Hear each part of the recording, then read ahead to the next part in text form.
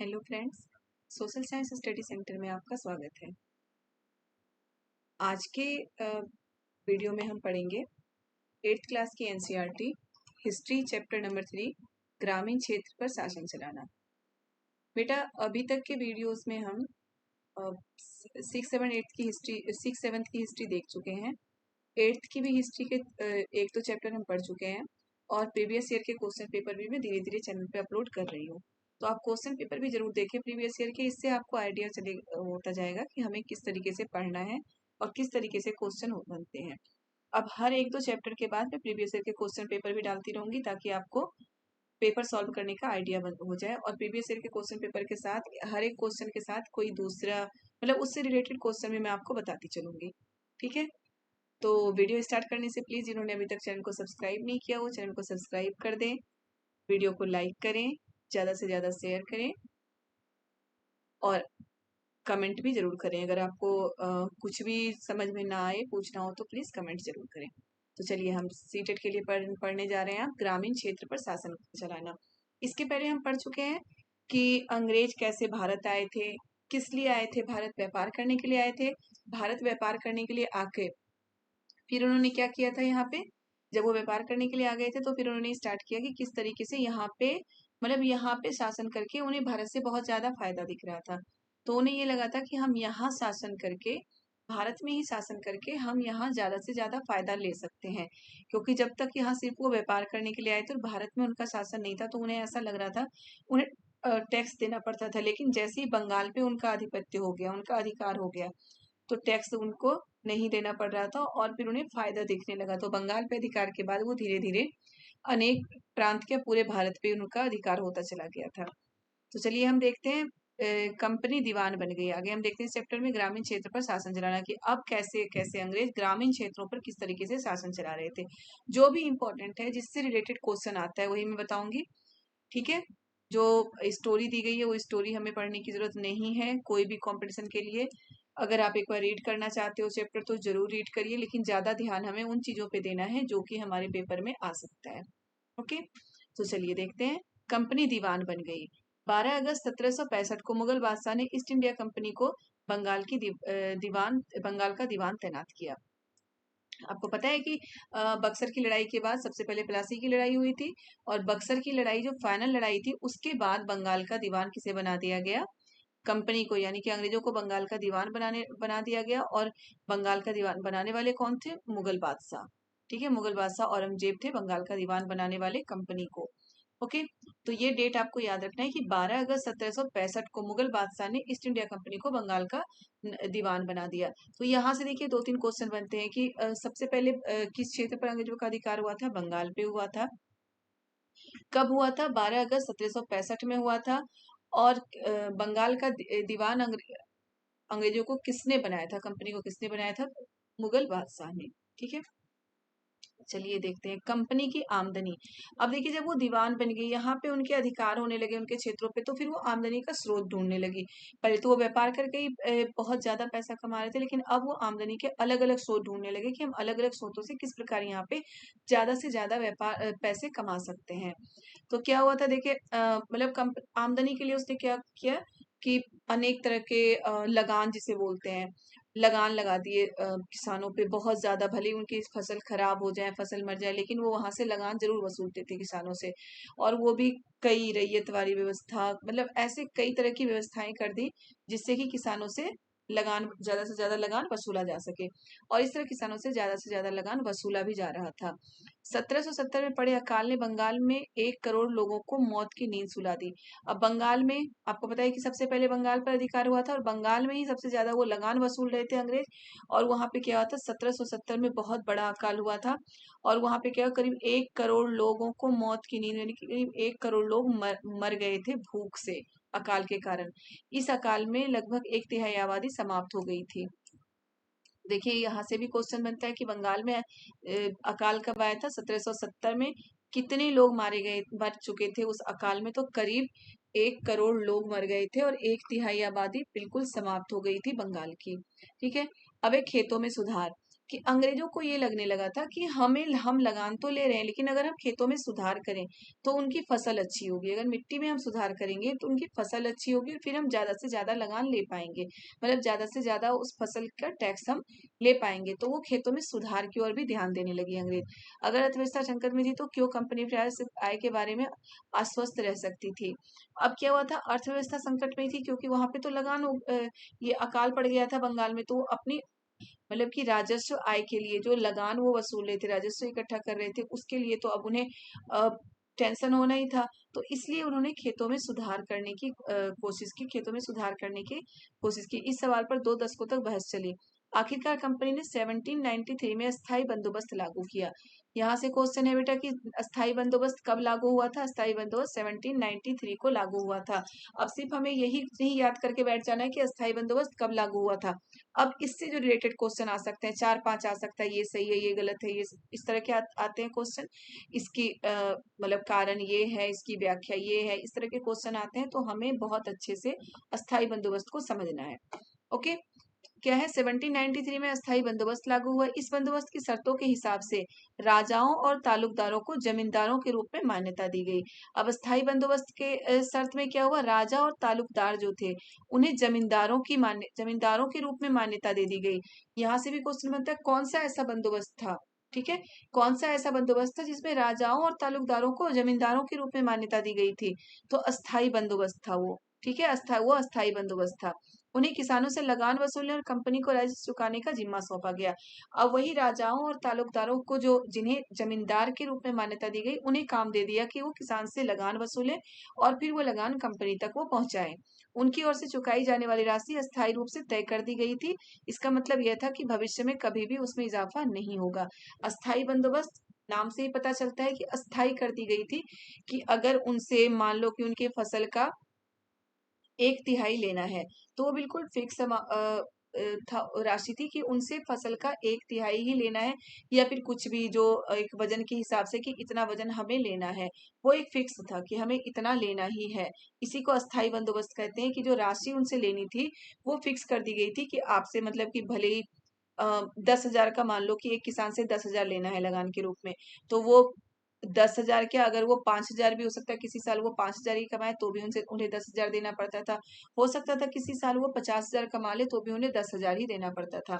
तो ये था हमारा अस्थायी बंदोबस्त, याद रखिएगा, ये था अस्थायी बंदोबस्त की एक राशि फिक्स कर दी गई थी, और उसमें मतलब ये भी बात की गई थी कि उसमें भविष्य में कभी भी इजाफा नहीं किया जाना है, मतलब भविष्य में कभी भी इस राशि में बढ़ोतरी नहीं की जाएगी, वही राशि उतने ही पैसे उनसे हमेशा लिए जाएंगे। तो ये था अस्थायी बंदोबस्त। तो अस्थायी बंदोबस्त की विशेषता क्या थी, 1793 में अस्थायी बंदोबस्त लागू हुआ था। इस बंदोबस्त के तहत क्या था, राजाओं और तालुकदारों को जमींदारों के रूप में मान्यता दी गई थी। यही राजा और तालुकदार क्या करते थे, लगान वसूलने और कंपनी को राजस्व चुकाने का जिम्मा सौंपा गया था इन्हों की। यही लगान वसूलते थे और कंपनी को राजस्व मतलब वो राजस्व चुकाते थे। उन्हें उनकी ओर से चुकाई जाने वाली राशि तय कर दी गई थी। अब जो राजा और तालुकदार थे उनकी ओर से चुकाई जाने वाली राशि बिल्कुल तय थी कि आपको इतनी ही राशि हमें चुकाना है। अब ये राजा और तालुकदार क्या करते होंगे, ये अपने फायदे के लिए किसान से ज्यादा लेते थे, और एक तय अमाउंट था तो उन्हें अंग्रेजों को तय अमाउंट ही देते थे, लेकिन किसानों से ज्यादा लेते थे। तो इस सब में पिस रहे थे हमारे बेचारे किसान। ठीक है, तो इसलिए भी किसान बहुत ज्यादा समस्या में थे, बहुत ज्यादा दुखी थे। अब है समस्या। तो समस्या बताई चुकी हूँ कि समस्याएं उनमें यही थी कि मतलब कि अस्थायी बंदोबस्त, मगर अस्थायी बंदोबस्त में भी समस्या पैदा कर दी। कंपनी के अफसरों ने पाया कि अभी भी जमींदार जमीन सुधारने के लिए, और ये अस्थायी बंदोबस्त पता है किस लिए किया गया था, कि जमींदार जो हैं, जो राजा और तलकदारों को जमींदारों की मान्यता दी गई थी, वो जमीन में सुधार करेंगे, ताकि उन्हें जमीन में सुधार करेंगे ताकि उन्हें ज्यादा लगान मिले। तो लेकिन वो जमीन में सुधार करने के लिए तैयार नहीं थे। उन्हें जो अस्थायी बंदोबस्त, जो फिक्स राशि देनी थी वो तो दे देते थे, क्योंकि उनसे ज्यादा उन्हें फायदा हो रहा था, लेकिन वो जमीन में सुधार करने की नहीं सोच रहे थे। देखिए यहाँ पे है महाल। महाल क्या होता है, ब्रिटिश राज दस्तावेज में महाल एक राजस्व इकाई है, यह एक गांव या गांव का एक समूह होता था। ठीक है, तो यहाँ से भी क्वेश्चन बनता है कि महाल क्या है। महाल एक राजस्व इकाई है, यानी कि जो लगान की एक इकाई है, लगान का एक अमाउंट मान सकते हो आप है। यह एक मतलब कि जहां से अमाउंट नहीं, एक राजस्व की इकाई है कि जहां से लगान लेते थे वो। यह एक गांव या गांव का समूह हो सकता है, कोई गांव हो सकता था महाल, या फिर गांव का समूह को भी हम महाल कह सकते थे उस समय।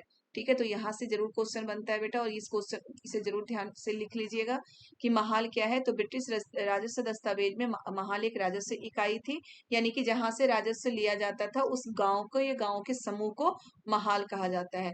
ठीक है, अब देखिए आगे क्या है, एक नई व्यवस्था। अब क्या हुआ, बंगाल प्रेसिडेंसी के उत्तर पश्चिमी प्रांतों के लिए हॉल्ट मैकेंजी नामक अंग्रेजी ने एक नई व्यवस्था तैयार की, जिसे 1822 में लागू किया गया। ठीक है, ये नई व्यवस्था क्या थी, मैकेंजी को विश्वास था कि मैकेंजी को विश्वास था कि भारतीय समाज में गांव एक महत्वपूर्ण सामाजिक संस्था है जो उसको बचाए रखना चाहिए। उसके आदेश पर कलेक्टरों ने गांव-गांव का दौरा किया, जमीन की जांच की, खेतों को मापा और विभिन्न समूहों के रीति रिवाजों को दर्ज किया। ठीक है, गांव के एक एक खेत के अनुमानित राजस्व को जोड़कर हर गांव या ग्राम समूह, जैसे कि ग्राम गांव या ग्राम समूह को क्या बोला गया, महाल, से वसूल होने वाले राजस्व का हिसाब लगाया गया था। इस राजस्व को अस्थायी रूप से तय नहीं किया गया, बल्कि उन्हें समय समय पर संशोधन की गुंजाइश रखी गई। राजस्व की इस इकट्ठा करने और उसे कंपनी को अदा करने का जिम्मा जमींदार के बजाय गांव के मुखिया को सौंप दिया गया। इस व्यवस्था को महालवारी बंदोबस्त कहा गया है। ठीक है, महाल अभी मैं समझा रही थी, महाल गांव या गांव के समूहों को महाल कहा गया था। तो वही महालवारी बंदोबस्त किसने लागू किया था, हॉल्ट मैकेंजी ने लागू किया था महालवारी बंदोबस्त। कहाँ पे, उत्तर पश्चिमी प्रांतों में। ये क्वेश्चन आता है कि महालवारी बंदोबस्त कहाँ लागू हुआ था, तो उत्तर पश्चिमी प्रांतों में हुआ था महालवारी बंदोबस्त लागू। और इसे लागू करने वाले कौन थे, हॉल्ट मैकेंजी थे। कब लागू किया था, 1822 ईस्वी में। महालवारी बंदोबस्त के तहत किया गया था, गांव का दौरा किया गया था, और मतलब कि गांव का दौरा करके जमीन की जांच की गई थी कि किस जमीन पे कैसी फसल उपज सकती है, और उसके बाद एक अनुमानित राजस्व को जोड़कर हर गांव या गांव समूह से वसूल होने वाले राजस्व का हिसाब लगाया गया था। मतलब कि एक अनुमानित राजस्व इकट्ठा किया गया था कि गांव से कितना राजस्व इकट्ठा किया जा सकता है। और इसमें जो ऊपर हम देख चुके हैं अस्थायी बंदोबस्त में, उसमें ये संशोधन की गुंजाइश नहीं थी, लेकिन इसमें संशोधन की गुंजाइश रखी गई थी महालवारी व्यवस्था में कि समय समय पर इसमें संशोधन किया जाएगा। संशोधन का मतलब ये नहीं है कि इसे घटाया ही जाएगा, मतलब चूंकि इसे बढ़ाया ही जाएगा, उसे घटाया भी जा सकता था। तो ये थी हमारी महालवारी व्यवस्था। अब इसमें क्या था, ऊपर जो हम बेटा ये पढ़ चुके हैं अस्थायी बंदोबस्त, उसमें क्या था कि राजाओं और तालुकदारों को जमींदार की उपाधि दी गई थी। इसमें जमींदार के बजाय गांव के मुखिया को ये काम सौंपा गया था। ठीक है, गांव के मुखिया को ये काम सौंपा गया था महालवारी व्यवस्था में। याद रखना है आपको ये चीजें कि उसमें महालवारी व्यवस्था में लगान कौन वसूलता था और अस्थायी बंदोबस्त में लगान कौन वसूलता था। अब है मुंड्रो व्यवस्था। ब्रिटिश नियंत्रण वाले दक्षिण भारतीय इलाकों में भी स्थायी बंदोबस्त की जगह एक नई व्यवस्था अपनाने का प्रयास किया जाने लगा। वहां जो नई व्यवस्था विकसित हुई उसे रैयतवार या रैयतवारी का नाम दिया गया। ठीक है, याद रखिएगा, जो महालवारी व्यवस्था उत्तर भारत में था, वही दक्षिण भारत में भी वही व्यवस्था थी जिसे रैयतवारी व्यवस्था का नाम दिया गया था। उत्तर भारत में उसे महालवारी व्यवस्था कहते थे और दक्षिण भारत में उसे रैयतवारी व्यवस्था कहते थे। और बिल्कुल वही व्यवस्था थी जो महालवारी व्यवस्था में जो रूल थे, जो नियम थे, वही रैयतवारी व्यवस्था में थे। तो ये क्वेश्चन भी आता है कि रैयतवारी व्यवस्था कहाँ पे लागू की गई थी, तो रैयतवारी व्यवस्था कहाँ पे लागू की गई थी, दक्षिण भारत में। इसको लागू करने वाले मुंड्रो थे। ठीक है, मुंड्रो नाम है एक व्यक्ति का। वही देखिए, गवर्नर टॉमस मुंड्रो, मद्रास का गवर्नर टॉमस मुंड्रो था जो रैयतवारी व्यवस्था लागू करने वाले थे। ठीक है, रीड और मुंडो को लगता था कि दक्षिण में परंपरागत जमींदार नहीं थे, इसलिए उनका तर्क था कि उन्हें सीधे रैयतों से ही बंदोबस्त, रैयत किसे बोला गया था, किसानों को, याद रखिएगा, रैयत किसानों को बोला गया था, सही बंदोबस्त करना चाहिए जो पीढ़ियों से जमीन पर खेती करते आ रहे हैं। अब बस वहां क्या था, महालवारी में क्या था, अ, ये हमारे कौन वसूल रहे थे, राजस्व मुखिया। और वही ऊपर जो हम पढ़ चुके हैं अभी कि अस्थाई बंदोबस्त में राजस्व कौन वसूलता था, जमींदार। तो वहीं पे हमारी रैयतवारी व्यवस्था में राजस्व सीधे किससे लिया जा रहा था, किसानों से लिया जा रहा था, क्योंकि मुंड्रो का कहना था कि किसान जो उस जमीन पर वर्षों से खेती कर रहे हैं उन्हीं को वही सही तरीके से हमें लगान दे सकते हैं।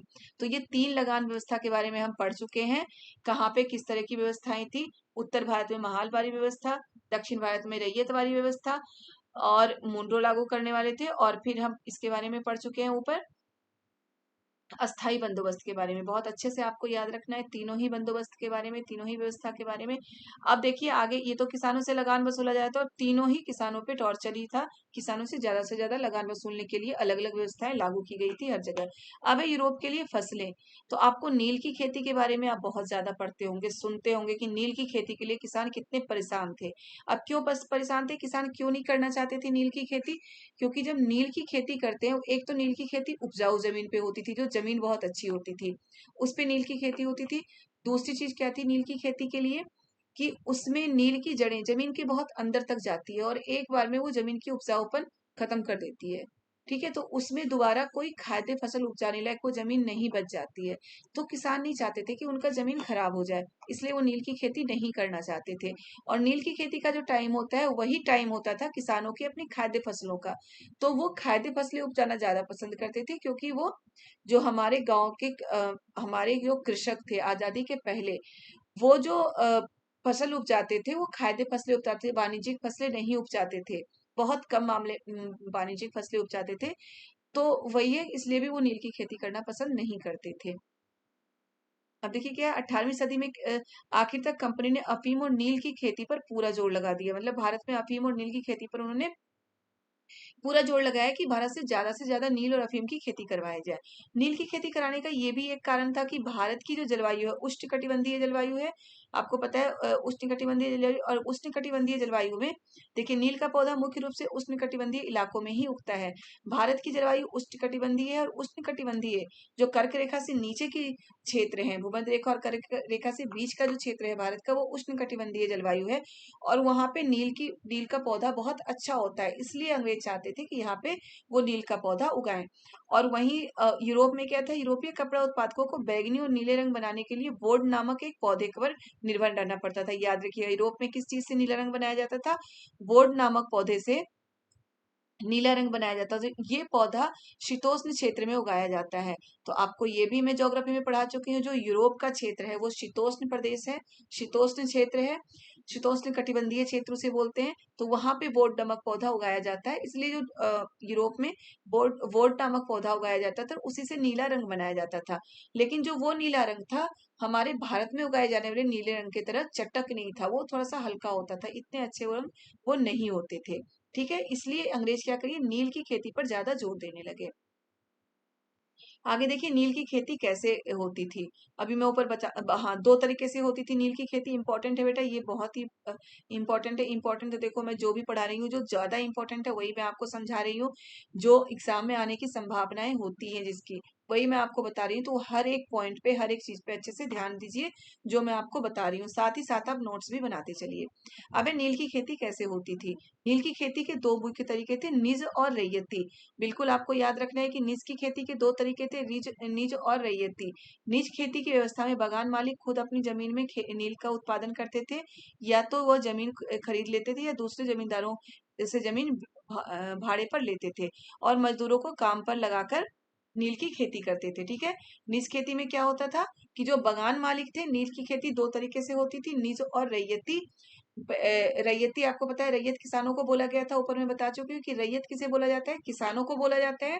तो निज निज खेती में क्या था, निज देखिए बगान का, ये भी ऊपर में यहाँ पे ये बताना भूल गई आपको। बगान क्या होता है? एक विशाल क्षेत्र जिस पर बगान मालिक अपने बहुत सारे लोगों से जबरन काम करवाती है। कॉफी, गन्ना, तंबाकू, चाय और कपास आदि के विषय में बगानों का जिक्र किया जाता है। बगान क्या होता है? एक विशाल क्षेत्र जिसमें जबरन वो मजदूरों से काम करवाती है, क्योंकि जो बागानी कृषि होती है उसमें श्रम की ज्यादा से ज्यादा आवश्यकता होती है, बहुत ज्यादा श्रम की आवश्यकता होती है। तो वो मजदूरों से जबरन उस पर काम करवाती थी। ठीक है, तो नील की खेती जो निज खेती थी उसमें यही था, वो बगान मालिक कराते थे। बगान मालिक खुद अपनी जमीन पर नील का उत्पादन करते थे, या तो वो जमीन खरीद लेते थे या दूसरे जमींदारों से जमीन भाड़े पर ले लेते थे, और मजदूरों को काम पर लगाकर नील की खेती करवाते थे। ठीक है, निज खेती। अब इसमें क्या है, बीघा। बीघा एक जमीन का माप होता है। ब्रिटिश शासन से पहले बीघे का आकार अलग अलग होता था। बंगाल में अंग्रेज का क्षेत्रफल करीब 1/3 एकड़ तय किया गया था, लेकिन ब्रिटिश शासन के बाद क्या हो गया कि सभी का एक वो जो होता है बीघा, एक कर दिया गया। अब देखिए, हम निज खेती ऊपर पढ़ चुके हैं, अब रैयतों की जमीन पर नील की खेती। अब रैयती खेती के बारे में पढ़ेंगे। रैयती व्यवस्था के तहत बगान मालिक रैयतों के साथ एक अनुबंध सट्टा करते थे। कई बार गांव के कई बार गांव के मुखियाओं को भी रैयतों की तरफ से समझौता करने के लिए बाध्य कर देते थे। जो अनुबंध पर दस्तखत कर देते थे उन्हें नील उगाने के लिए कम ब्याज पर बागान मालिकों से नकद कर्जा मिल जाता था। कर्जा लेने वाले रैयत को अपनी कम से कम 25% जमीन पर नील की खेती करनी पड़ती थी। यहाँ पे रैयत कौन है बेटा, मैं बार बार बोल रही हूँ, रैयत किसान को बोला गया है। रैयत किसे बोला गया है, किसान को। तो रैयती निज खेती में क्या होता है, बागान मालिक खुद ही अपने बागानों में कृषि करते थे, मजदूरों से करवाते थे नील की खेती। लेकिन रैयती व्यवस्था में क्या था कि वो रैयतों से यानी कि किसानों से अनुबंध करते थे, सट्टा करते थे, और उन्हें जो सट्टे पे अनुबंध पे साइन कर देता था, हस्ताक्षर कर देता था, उन्हें पैसे दिए जाते थे। मतलब कि अनुबंध पर उन्हें नील उगाने के लिए कम ब्याज पर बागान मालिकों से नगद पैसे मिल जाते थे। कम ब्याज पर, ब्याज तो देना पड़ता था, कम ब्याज देना पड़ता था। कर्जा लेने वाले रैयत को अपनी कम से कम 25% जमीन पर नील की खेती करनी पड़ती थी। मतलब उन्हें कर्ज दिया जाता था कृषि करने के लिए, और अपनी 25% जमीन पर उन्हें नील की खेती करनी पड़ती थी उस मतलब की रैयती व्यवस्था के तहत। ठीक। अब चलिए आगे देखते हैं। जो किसान पहले इन कर्जों से बहुत आकर्षित थे, उन्हें जल्दी ही समझ में आ गया कि यह व्यवस्था कितनी कठोर है। उन्हें नील की खेती की जो कीमत मिलती थी वो बहुत कम थी, और कर्जों का सिलसिला कभी खत्म ही नहीं होता था। कीमत कम थी और वो फिर खेती करेंगे, फिर कर्ज लेंगे, इस तरह से वो परेशान हो गए थे। समस्याएं भी थी। बागान मालिक चाहते थे कि किसान अपने बढ़िया से बढ़िया खेतों पर नील की खेती करे, लेकिन नील के साथ परेशानी यह थी कि उसकी जड़ें बहुत गहरी होती थी, जो मैं आपको बता चुकी हूँ, मिट्टी की सारी ताकत खींच लेती थी।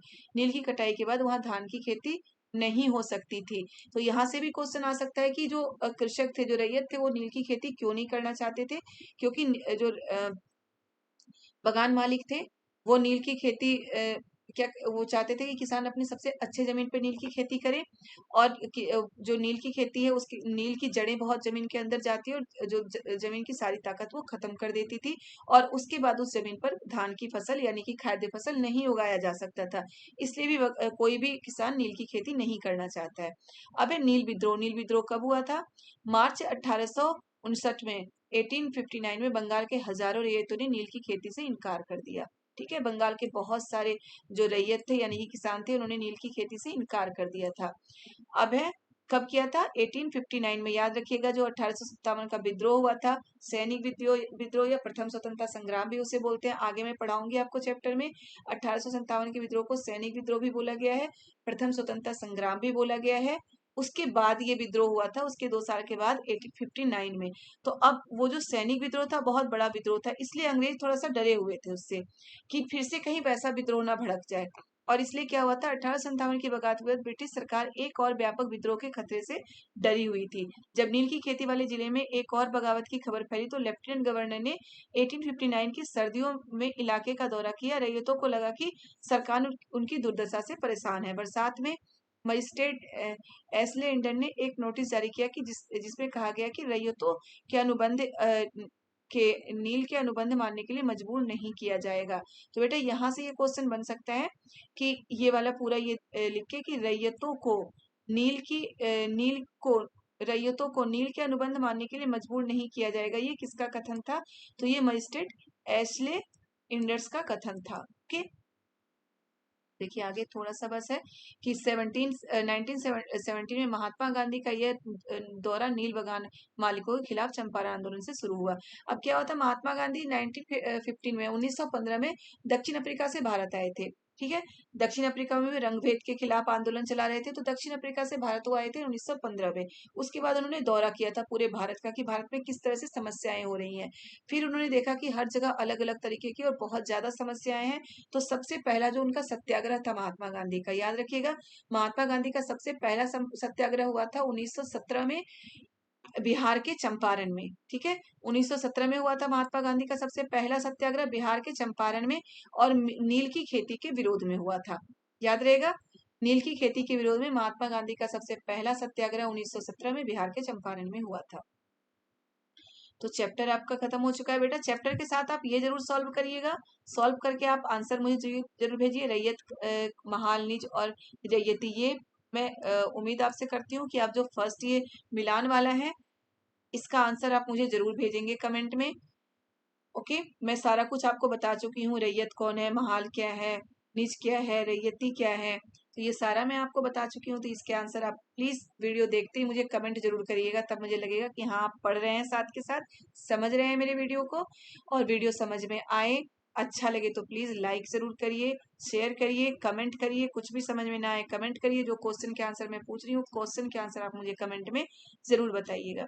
ठीक है, तो ये चैप्टर हमारा हो चुका है। और फिर से बोल रही हूँ, जिन्होंने अभी तक वीडियो को चैनल को सब्सक्राइब नहीं किया वो प्लीज चैनल को सब्सक्राइब कर दे, ताकि आने वाले सारे वीडियो आप तक जल्दी से जल्दी पहुंच सके। ठीक है, तो चलिए नेक्स्ट वीडियो में जल्दी अपलोड करूंगी। ओके बच्चों, बाय बाय।